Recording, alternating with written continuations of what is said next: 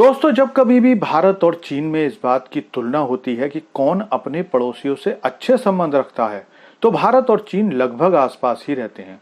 लेकिन दोनों देशों का अपने पड़ोसियों को डील करने का तरीका बिल्कुल अलग है और इस बात पर हमेशा लोग चर्चा करते रहते हैं कि किस देश का तरीका बेहतर है। लेकिन इतना जरूर है कि चीन अपने पड़ोसियों से जब बात करता है तो उसकी बात सुनी जाती है, लेकिन भारत के पड़ोसी देश जब जरूरत होती है तो भारत के पास आते हैं, वरना आंखें दिखाते हैं। मेरी इस बात पर पिछले एक साल में मालदीव, श्रीलंका, बांग्लादेश, नेपाल सभी मोहर लगा चुके हैं। लेकिन इतना सब होने के बाद भी भारत केवल इन देशों के खिलाफ अपनी सॉफ्ट पावर का इस्तेमाल करता है, लेकिन हार्ड पावर कभी इस्तेमाल नहीं करता। तो चलिए इस बार बात करते हैं कि कैसे श्रीलंका की नई सरकार भारत को अब ये संकेत दे रही है कि श्रीलंका आने वाले समय में चीन के लिए एक बेहतर दोस्त साबित होने वाला है, भारत के लिए नहीं। तो दोस्तों, आपको पता ही होगा कि श्रीलंका लगभग 1.5 साल पहले खुद को दिवालिया घोषित कर चुका है। मतलब ये कि श्रीलंका के ऊपर विश्व के अलग अलग देशों या संगठनों का इतना ज्यादा कर्जा चढ़ गया है कि श्रीलंका की सरकार उसे उतारने में असमर्थ है और पूरे देश की अर्थव्यवस्था तो डूब ही गई थी। पूरे देश में दंगे हो रहे थे, जहां लोग सड़कों पर आकर सरकार के लोगों को मार रहे थे, सड़कों पर घसीट रहे थे। ऐसे हालात थे कि श्रीलंका सरकार के मंत्री अपनी जान बचा बचा कर दूसरे देशों में भाग रहे थे और उस समय भारत ने आगे आकर बिना किसी ब्लैकमेल के श्रीलंका की मदद की और लगभग $4 बिलियन खजाने में डाल दिए। और इतना ही नहीं, खुद भारतीय विदेश मंत्री जयशंकर ने श्रीलंका के टूरिज्म को प्रमोट करके भारतीयों से कहा कि वो श्रीलंका घूमने के लिए जाएं। साथ ही IMF से पैकेज दिलाने में भी पूरी मदद करने का भरोसा दिलाया। लेकिन अब जब थोड़ी स्थिति बेहतर हो गई है तो श्रीलंका की नई कम्युनिस्ट सरकार ने भारत के विरोधी चीन का हाथ थाम लिया है।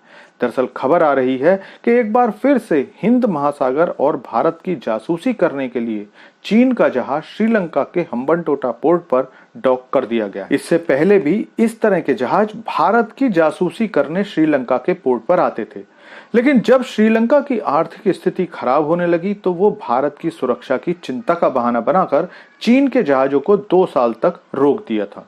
लेकिन नई सरकार, जो कि घोर कम्युनिस्ट सरकार मानी जाती है, उसे आए अभी 1 हफ्ता ही हुआ है, उसने चीनी जासूसी जहाजों के लिए अपने पोर्ट खोल दिए हैं।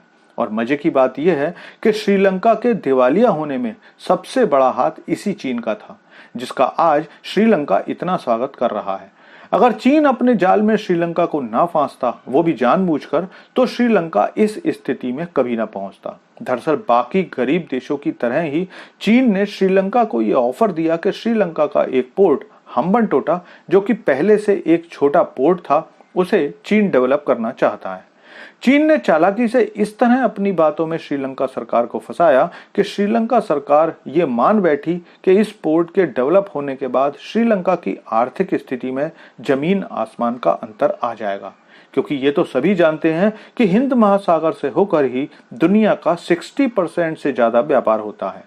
ऐसे में अगर ये पोर्ट डेवलप होगा तो बड़े बड़े जहाज हम्बनटोटा आएंगे और श्रीलंका को डॉलर के रूप में मोटी रकम मिलने वाली है। लेकिन जब ये पोर्ट बनकर तैयार हुआ, उसके बाद ये लगभग बेकार पड़ा है।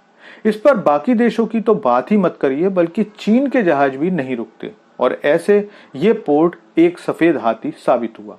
लेकिन इस पोर्ट के डेवलपमेंट में जो लोन श्रीलंका के नाम पर चढ़ा हुआ था, उसके बदले श्रीलंका को ये पोर्ट 99 साल की लीज पर ना चाहते हुए भी चीन को देना पड़ा। पिछली सरकार ने चीन के जहाजों के आने पर 2 साल की रोक लगा दी थी, लेकिन नई सरकार, जो कि कम्युनिस्ट है, उसने आते ही इस रोक को हटा दिया, जिसके बाद भारत ने सरकार से अपनी चिंताएं जाहिर की। लेकिन श्रीलंका सरकार ने साफ कह दिया कि वो इसमें कुछ नहीं कर सकते। इसीलिए मैं हमेशा कहता हूं कि इन देशों की मदद तो करो, लेकिन साथ में सख्ती भी बहुत ज्यादा जरूरी है, जो भारत सरकार नहीं करती है।